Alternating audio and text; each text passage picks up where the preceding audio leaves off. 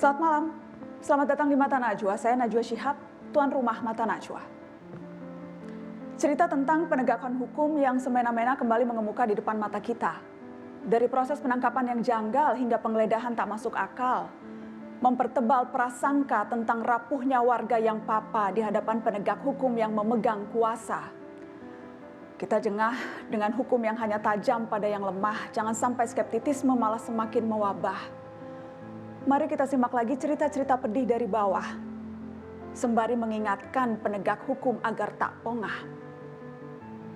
Inilah Mata Najwa, hukuman suka-suka. Bapak, ini bukan penjahat, bukan penjahat, Pak! Ini hakim, Pak! Tanggal 9. Pulang! Kami tidak akan berhenti sampai proyek tambang ini berhenti mengeruk pasir.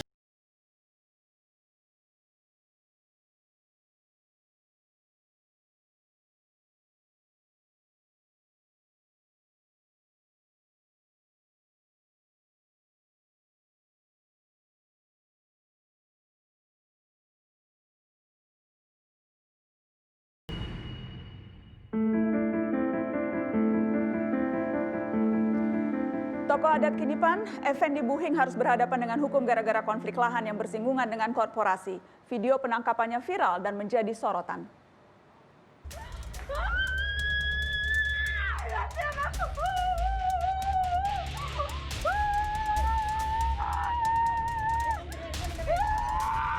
Ayo, ikut semua, ayo. Belum bisa!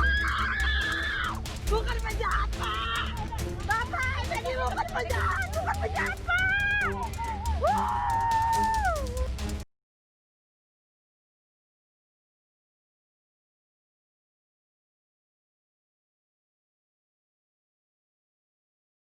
Ini Pak! Ini hak ini Pak! Ini hak ini Pak! Tanggal 9. Pulang!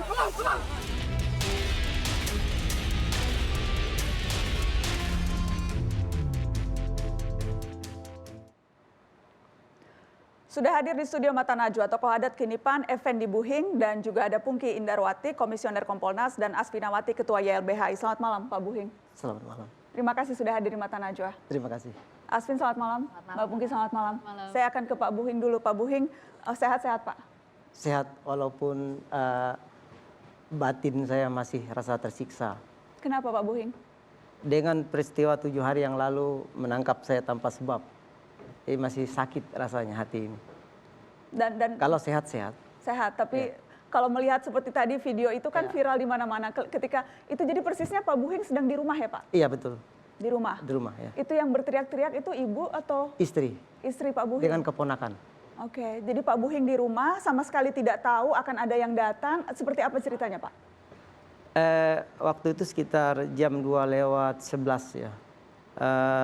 Saya kebetulan habis nelpon. Saya ke rumah, duduk-duduk di teras depan rumah itu. Setelah itu datang mobil rombongan, kita 7 mobilnya. Turun aparat keamanan yang pakaian preman, yang berpakaian lengkap, yang pakai laras panjang itu. Saya tidak tahu apa namanya. Lewat aja di depan rumah. Begitu ada yang singgah, saya nanya saya, apakah ini rumah Effendi Buhing? Saya bilang iya. Apa Bapak Effendi Buhing? Ya, saya bilang. Langsung dia menunjukkan surat penangkapan sebagai tersangka menyuruh pencurian senso atau alat pemotong. Saya menolak karena sebelumnya saya tidak pernah diperiksa, saya tidak pernah dipanggil, tahu-tahu sudah ada penangkapan, sehingga terjadi ya ditarik-tarik seperti itu. Kemudian kan itu di video kita lihat Pak Buhing dibawa ke dalam mobil. Iya, betul. Itu dibawa kemana itu di mobil, Pak? Katanya untuk ke Polda Kalteng. Di dalam mobil perlakuan aparat kepada Pak Buhing bagaimana? Tidak ada yang kasar, tapi mereka ketawa-ketawa menonton video yang mereka rekam sendiri yang saat penangkapan. Mereka ketawa-ketawa. Tertawa-tertawa? Iya. Oh, jadi pada saat Pak Buhing diseret-seret masuk ke mobil itu ada yang merekam? Mereka merekam sendiri? Mereka merekam sendiri. Terus mereka melihat lagi di mobil? Iya, melihat lagi di mobil. Nah, jadi mereka ketawa-ketawa. Kayaknya senang mereka melihat. Pak Buhing tidak diajak bicara sama sekali sepanjang jalan itu. Berapa jauh itu Pak? Berapa lama? 1 jam lebih ke kota Nangabuliknya, Lamandau. Kalau ke Palangkarayanya atau ke Poldanya mungkin bisa 9 jam. Tapi di tengah jalan balik arah ke Polda Kobar, Kota Waringin Barat. Malah lewat dari Polda yang wilayah saya. Kemudian dilepas Pak Buhing? Besok harinya. Besok harinya dilepas? Iya. Baik, yang jelas kan kemudian tadi seperti Pak Buhing sampaikan, tuduhannya adalah Pak Buhing menyuruh orang untuk melakukan pencurian gergaji pohon. Apa yang bisa Pak Buhing jelaskan soal tuduhan itu? Ya, pertama saya tidak di lokasi ya saat kejadian.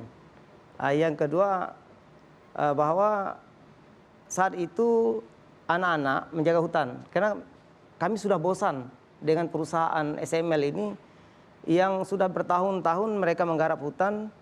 Kami larang hari ini, kalau mereka kerja kami larang, mereka pulang. Itu sudah itu, kami balik mereka kerja lagi. Dengan saat kejadian tanggal 23 itu, anak-anak kan meminta mereka ini jangan bekerja. Sehingga mesin gergaji ini mereka tahan. Sebagai jaminan lah supaya mereka jangan bekerja. Jadi yang pekerjanya ada di situ, anak-anak ikan banyak yang di situ karena mereka kan menjaga hutan itu. Jadi tidak ada istilah mencuri. Mereka sendiri yang malah mencuri hutan kami. Mereka mencuri ulin kami, mereka mencuri kayu-kayu kami. Selama ini kan mereka tidak ada bermusyawarah dengan kami. Mereka ambil sendiri. Kami larang, mereka pulang. Begitu kami pulang, mereka kerja. Jadi berawal dari itu. Ada berapa sekarang teman-teman atau dari warga Kinipan yang juga berada dalam sangkaan atau tudingan yang sama? 4 orang. 4 orang sudah status tersangka. Dengan adanya penangkapan saya kemarin, mereka ada penangguhan penahanan. Oke, yang kemudian juga sempat ramai Pak Buhing, ada video Pak Buhing yang setelah bebas kemudian menyatakan ada miskomunikasi dan sebagainya. Saya mau menunjukkan itu dan nanti saya mau minta cerita Pak Buhing kenapa bisa sampai ada video seperti itu. Kita lihat yang ini. Berkaitan dengan masalah kemarin ada diskomunikasi sedikit dan itu situasional sifatnya, dan saya pun memaklumi dan juga dari pihak polisi juga memaklumi dengan situasi dari polisi seperti itu. Bagi saya ini merupakan pengalaman dan pelajaran untuk kita semua. Kita ambil hikmahnya saja, dan saat ini saya diperlakukan dengan baik, habis ngopi-ngopi, kasih makan. Tidak ada masalah, Bapak sudah clear semuanya, tidak ada masalah. Aku dari Kiniman memang kita nampaknya ada diskomunikasi memang. Tapi setelah itu sampai dari dalam mobil sampai ke Pangkalan Bun tidak ada masalah, tidak ada kata kasar pun tidak ada. Pak Buhing, itu jadi bentuk miskomunikasi saja dan sebagainya. Ada banyak spekulasi. Itu pernyataan apakah dibuat di bawah tekanan. Saya mau minta klarifikasi, itu betul hanya sebatas miskomunikasi? Iya, situasi saat saya diwawancarai itu kan situasinya saya di ruang Polres Kobar. Karena saya tidak tahu situasi di luar, rupanya sudah begitu viral. Oleh sebab itu Polres meminta membuat testimoni yang artinya menyejukkan semua orang. Jadi saya tangkap bahwa artinya jangan membuat statement yang justru memperkeruh atau memperburuk suasana. Sehingga saya mengatakan itu miskomunikasi. Sebenarnya hati saya sakit. Ya saya katakan hati saya sakit. Saya diperlakukan sangat kasar. Ya saya anggap itu seperti teroris saya. Sebenarnya ya waktu itu pun saya sudah mengatakan yang tidak mengenakkan. Tapi yang pertama karena saya pinginnya keluar. Pinginnya cepat keluar ya saya iya saja. Baik. Nanti saya ingin tahu apa persisnya perjuangan atau tuntutan Pak Buhing dan kawan-kawan. Saya juga nanti akan minta tanggapan Asvin dan Mbak Pungki setelah pariwara. Tetap di sini. Hukuman suka-suka. Kami akan kembali sesaat lagi.